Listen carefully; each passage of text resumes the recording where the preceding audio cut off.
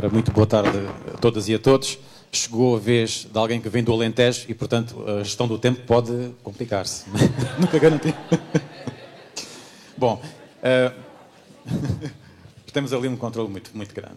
Eu queria cumprimentar-vos a todos e dizer que estou também aqui a representar a APEFA, Associação Portuguesa de Educação e Formação de Adultos, que está também aqui com uma boa delegação, e referir que pensei no que vos havia de dizer neste início da minha intervenção, sabendo que a hora ia ser tarde, ia ser tardia e que, naturalmente, as intervenções que me antecederam colocaram muitas das dimensões fundamentais nesta geometria destes conceitos, ou deste conceito de educação permanente.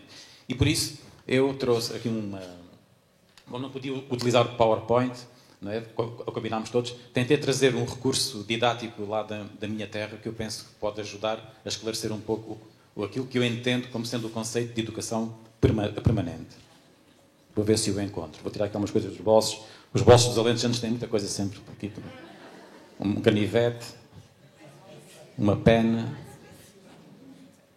e um rádio de pilhas.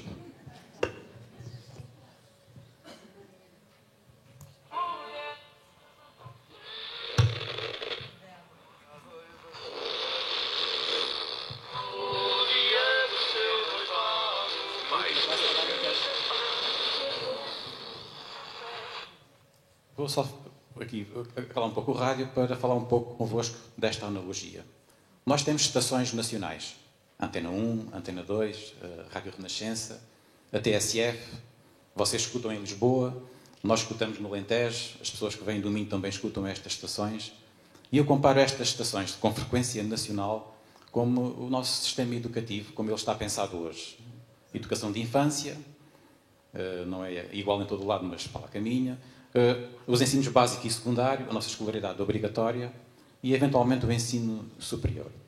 Mas se nós pensarmos em alguns territórios do nosso país, relativamente, por exemplo, à educação de infância, que foi hoje aqui muito referida de manhã,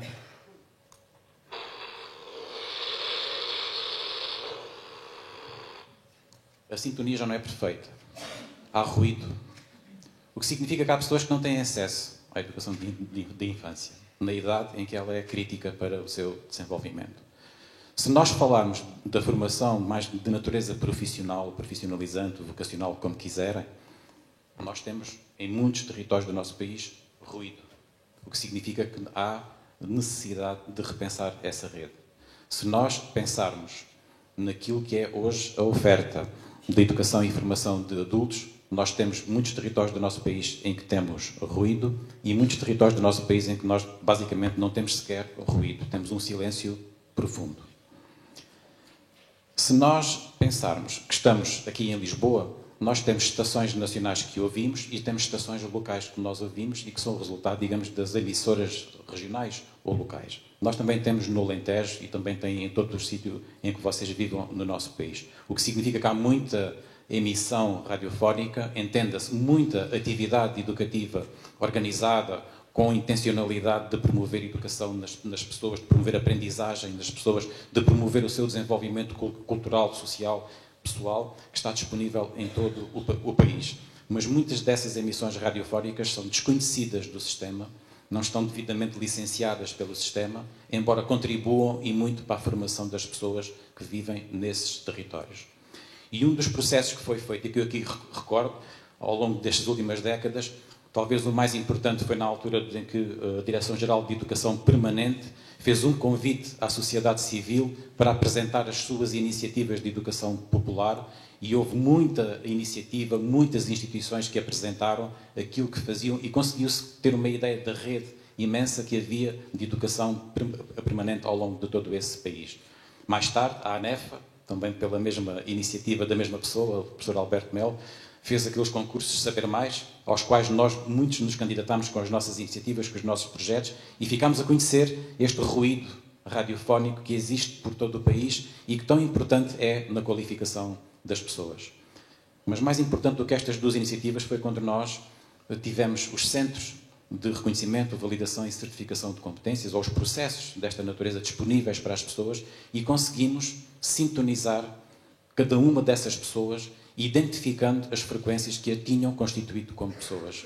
Muitas dessas frequências não estavam devidamente licenciadas. não existiam sequer na rede.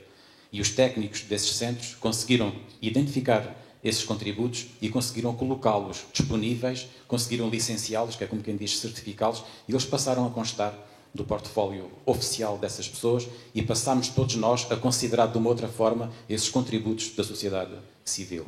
Isso foi um processo muito importante, porque deu voz aos contributos dessas instituições da sociedade civil, permitiu que muitas pessoas transportassem para o formal aquilo que tinham aprendido em ambientes não formais e permitiu que nós considerássemos com outra dignidade, com outra importância, com outra relevância, o papel e o trabalho desenvolvido pelas pessoas, pelas comunidades e pelas instituições que aí vivem.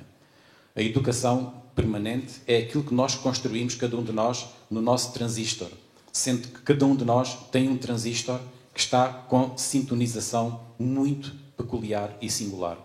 Há pessoas que, quando nós identificamos as frequências do seu transistor, só escutamos nós ruído.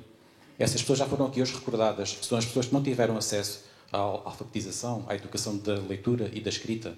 Mas o seu transistor está cheio de conhecimentos, está cheio de experiências, está cheio de contributos de escolas fora da escola que as formaram e nas quais elas se formaram e nas quais elas ensinaram a outras tantas pessoas.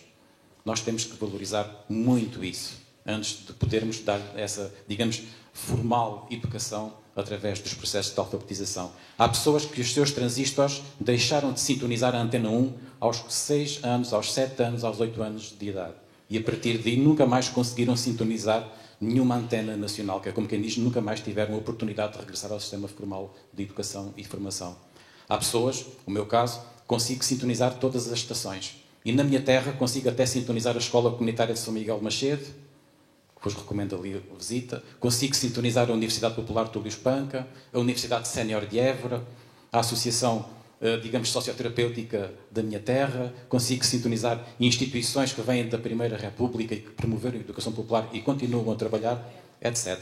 E, portanto, como esgotou o meu tempo, eu vou calar o meu rádio, esperando que vocês tenham compreendido que a educação permanente é tudo o que está dentro do transistor de cada um.